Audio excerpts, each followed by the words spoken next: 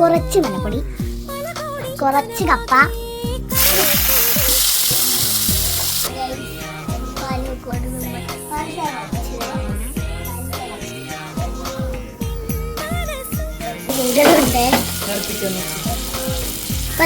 നമ്മളെ കപ്പ റെഡി ആകണേ ഉള്ളൂ.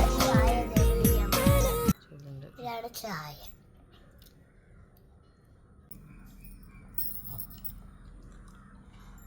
അല്ല കഴിച്ച് നമ്മൾ